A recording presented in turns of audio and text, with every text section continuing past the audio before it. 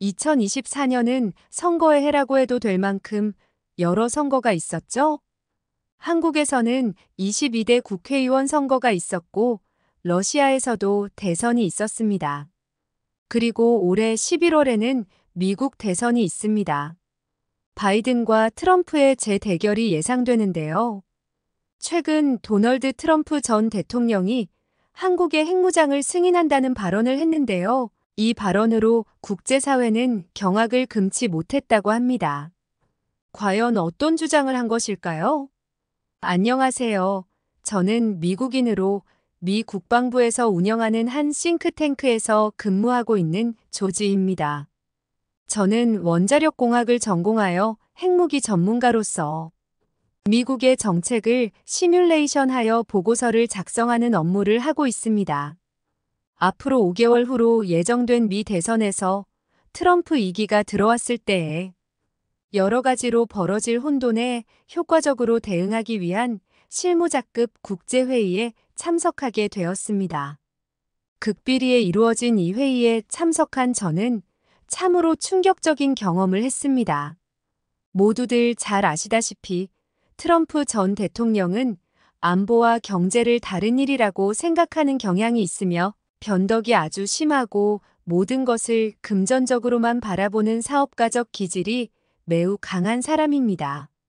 그 덕분에 현재 여러 국가들이 다양한 우려를 하고 있는데 그 중에서도 한국의 핵무장에 대한 것이 이번 회의의 메인 아젠다였습니다. 우리가 참고할 수 있는 대표적인 예시로는 나토와 관련된 부분이 있습니다. 지금 현재 유럽에서 일어나고 있는 러우 전쟁에 미국이 투입한 전쟁 비용은 약 2천억 달러로 약 270조 원을 넘어가고 있습니다. 아주 어마어마한 금액이죠. 한국의 국방비 5년치 금액 정도니까요. 트럼프는 안보와 관련해서 철저하게 비용 위주로 환산하는 특유의 접근 방식을 갖고 있습니다. 그러니까 미국이 쓴 전쟁 비용은 유럽, 즉 나토 동맹국에 청구하겠다는 것이 바로 그것이죠. 유럽과 미국을 포함하여 총 31개국이 가입한 나토의 기본적인 정신은 집단안보체제입니다. 다시 말해서 이 국가 중 하나의 국가라도 공격을 받게 되면 나머지 국가들이 자국이 공격받는 것으로 간주하여 공동 대응을 하겠다라는 내용이죠. 그렇지만 유럽 국가들은 러우 전쟁에 미국의 10분의 1인 200억 달러밖에 쓰지 않았습니다. 그렇기 때문에 미국에서는 나토 연합국의 안보 무임승차에 대한 비판이 항상 있었습니다. 나토의 국가들이 적어도 GDP의 2% 이상은 국방비로 사용하기로 약속하였지만 실제 약속을 이행한 나라는 31개 국 중 11개의 나라밖에 되지 않기 때문에 트럼프의 생각 속에서는 미국은 나토에 가입되어 있을수록 손해를 보는 좋지 않은 꼴이므로 미국은 나토 연합을 탈퇴할 가능성이 있습니다. 서로를 지켜주겠다고 약속한 안보 공동체에서 대장이 갑자기 탈퇴하고 싶어하는 격이죠. 비슷한 논리로 도널드 트럼프 대선 후보는 한국의 주둔해 있는 주한미군을 모두 철수시키자는 주장을 하고 있습니다. 대신 자체 핵무장을 승인해 주어 미국의 돈은 하나도 들이지 않고 동북아의 안보를 확보한다는 겁니다. 한국은 이미 강대국의 대열에 들어섰고 스스로를 지킬 수 있는 힘이 충분하다는 이유예요. 트럼프는 현재 공화당 유권자들 사이에서 54%의 지지율을 유지하고 있고 전통적인 보수층 지지자가 포진해 있는 미국 남부에서도 아주 커다란 우세를 보이고 있죠. 이대로 큰 이변이 없다면 트럼프 2기 정부가 들어설 가능성이 매우 높은 상황입니다. 그래서 저희가 지금 회의를 하고 있는 것이기도 하고요. 사실상 트럼프는 타 국가에도 불만이 많지만 한국을 향한 불만도 하늘을 찌르고 있습니다. 미국이 한국을 지켜줬더니 한국은 경제 발전을 이루어서 미국의 TV와 자동차를 판매하고 있다. 그것이 불공평한 것이 아니냐? 라는 발상이 바로 그것입니다. 실제로 트럼프 후보는 2019년 집권 당시 한국에 느닷없이 기존 액수의 5배인 방위비 50억 달러를 요구했습니다. 금액을 산정한 근거도 특별히 없이 백악관에서 직접 내려온 금액이라고 합니다. 기존에는 아무도 요구하지 않아서 받지 못한 돈이고 청구하기만 하면 받아낼 수 있으며 그것이 자신의 업적이 될 것이라는 것이 그가 이것을 공약으로 내세운 논리입니다. 이렇게 엄청난 금액을 갑자기 요구하면 대응할 수 있는 나라가 몇이나 될까요? 그런 주장은 국제 매너로도 맞지 않고 너무나도 터무니없는 주장이지요. 사실상 주한미군이 한반도에 주둔하는 것은 한국을 지키기 위해서만이 아니고 지리적, 정치적으로 인도태평양 지역에 대한 범민주주의 노선을 형성한다는 등이 미국 스스로를 위한 이익이 분명히 있는데도 말이에요. 트럼프에게는 안보는 후순위임이 분명합니다. 그가 이렇게 방위비를 도저히 감당할 수 없을 만큼 크게 올렸기 때문에 실제로 그만큼의 돈을 갑자기 지급할 수 없는 한국으로서는 자체 핵무장을 반드시 검토할 수밖에 없습니다. 이렇게까지 이야기가 나오자 파키스탄에서 온 군사 전문가가 발언하기 시작했습니다. 파키스탄은 이미 1998년에 국제적 핵보유국임을 천명한 나라 중 하나죠. 이는 인도의 핵실험으로 확산된 공포로 인해 정치계에서 핵무장을 준비한 것으로 알려져 있습니다. 지금 트럼프 정권의 재집권 가능성으로 인해서 혼란한 상황인 것은 모두 잘 알고 있습니다. 제가 우려되는 점은 바로 핵 도미노 현상입니다. 한국에만 핵무장을 승인해줄 명분이 부족합니다. 만약 핵무장을 한국이 시작한다면 일본도 대만도 핵무장을 하고 이란이나 중국 외 다른 국가들도 똑같이 핵무장을 해야 한다는 것이죠. 파키스탄이야말로 인도가 핵무장을 하여 공포를 느낀 이후 현재까지 약 100두의 핵탄두를 개발하여 보유하고 있는 나라입니다. 파키스탄이 핵무장을 할 때 미국은 다른 전쟁이 있어 그들의 핵무장을 묵인했거든요. 핵 도미노에 관련된 내용은 또한 저의 논문 주제였기 때문에 자신이 있었습니다. 그래서 파키스탄의 대학 교수에게 한마디 할 수 있었습니다. 북한은 핵실험을 여러 번 하고 심지어 ICBM까지 수시로 발사하고 실험하는데 그간 가만히 있었던 나라들이 갑자기 한국을 따라서 핵무장을 해야 한다는 것은 말이 안 되는 것입니다.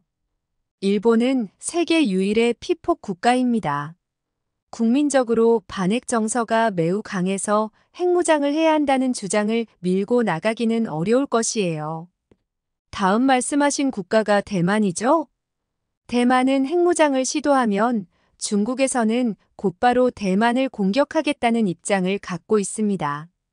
그래서 대만도 불가능에 가깝다고 보이고 인도와 파키스탄, 이스라엘의 핵무장을 용인했고 그 나라 중 한국이 추가된다고 하더라도 심지어 이란이나 중동의 국가들에게 핵무장을 승인해줄 가능성이 있다고 보시나요? 그럴 가능성도 역시 거의 없다고 생각합니다. 북한과 중국의 공격적이고 위협적인 태도를 고려하면 한국은 정당한 자위권을 행사하기 위하여 핵무장을 할 권리가 있습니다. 말씀드린 내용은 유엔 헌장 제7장 제51조 조항으로 뒷받침될 수 있죠. 당연히 모두 아시리라 생각합니다만 한 번 더 말씀드리겠습니다. 국가가 무력 공격에 대해 집단적 자위권을 포함한 자위권을 행사할 권리를 인정하고 있는 것이지요. 분명 신뢰할 수 있는 동맹국인 한국에 전략 무기를 배치하는 것은 동아시아의 분쟁을 줄이고 전반적인 안보를 강화하며 주변 정세를 안정화시킬 수 있는 것과 그 외에 다양한 효과를 기대할 수 있을 것입니다. 사실상 기존의 한반도의 정세를 논할 때 국제사회에서 요구한 것은 북한과 한국이 똑같이 전면 비핵화를 하는 것이었습니다. 그러나 이는 2018년, 19년에 있었던 두 차례의 북미 회동이 결렬되며 실질적으로는 불가한 상황입니다. 북한은 핵무기와 미사일을 고도화하고 중단거리, 장거리, 극초음속 미사일에 이르기까지 매우 진전된 성과를 보이고 있습니다. 2022년에는 전술 핵무기를 실전 배치하면서 한국과 저 멀리의 미국까지도 위협했었죠. 프랑스의 군사무기 전문가가 자연스럽게 이어서 발언했습니다.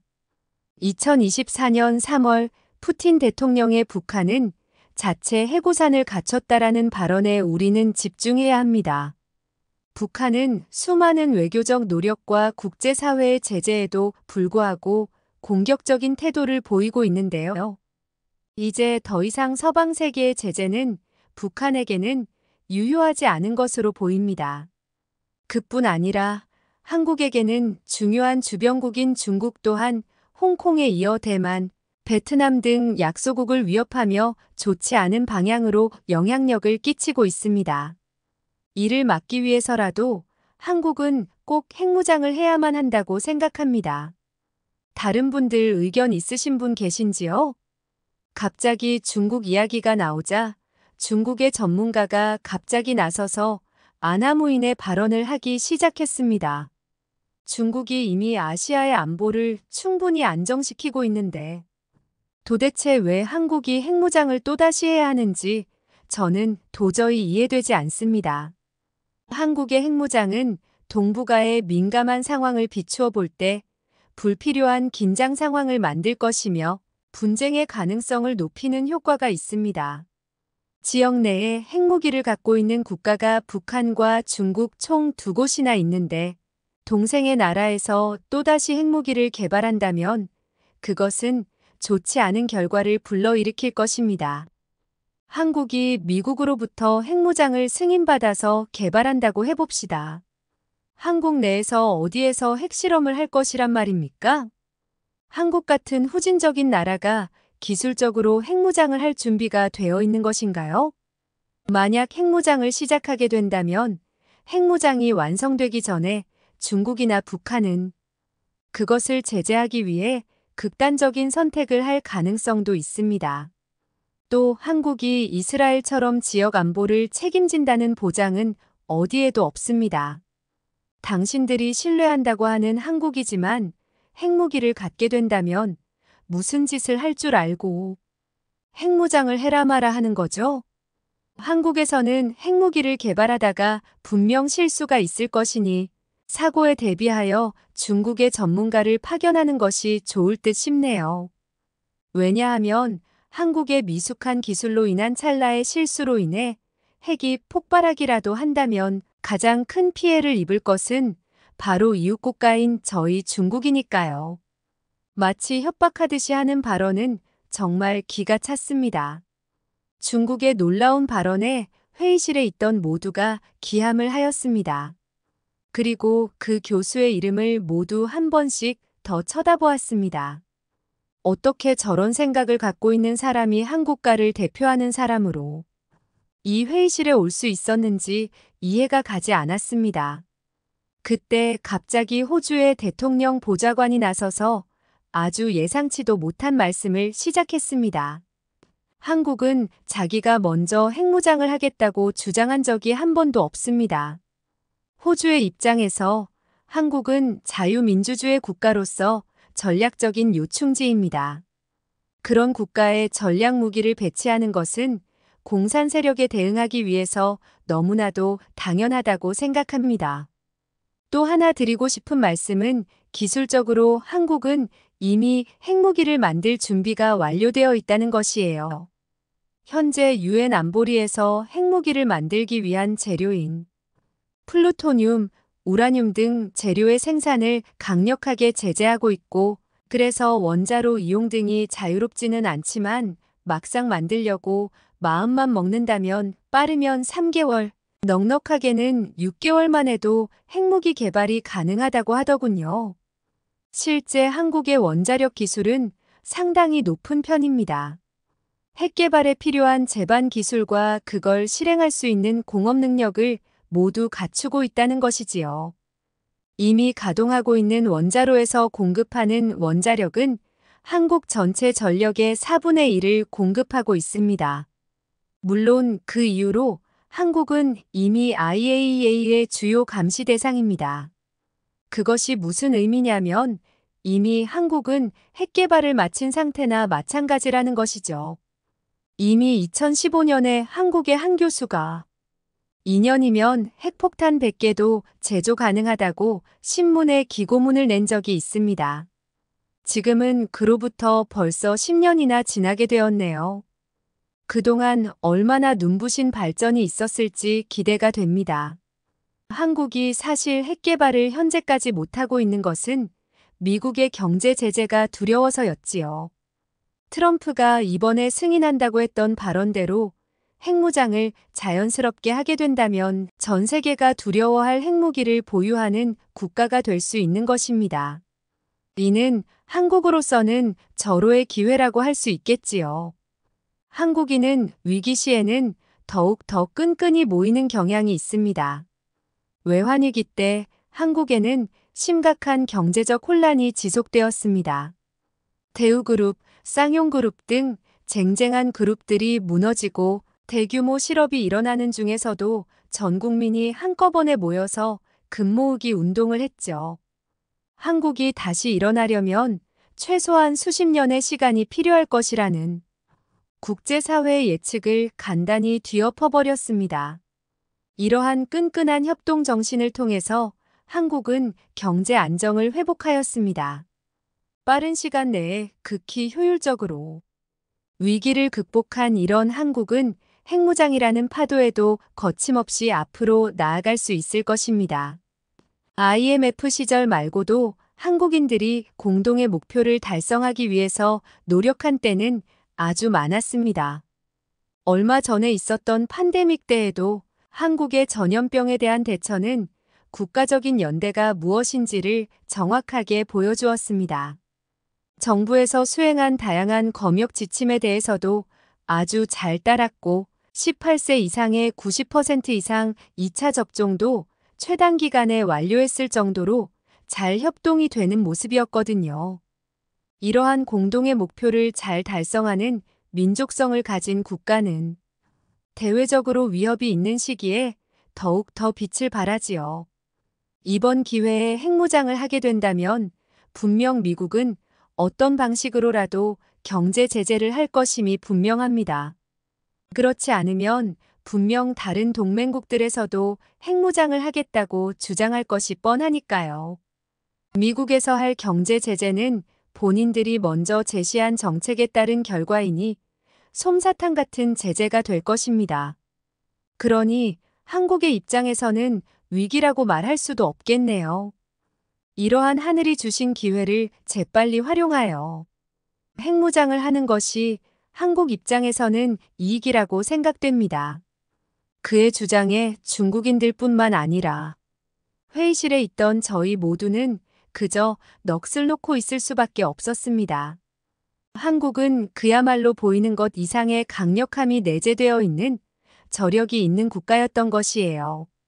그리고 저는 이런 한국의 핵무장에 대한 지지 의견을 듣고 회의적인 입장을 탈피하였습니다.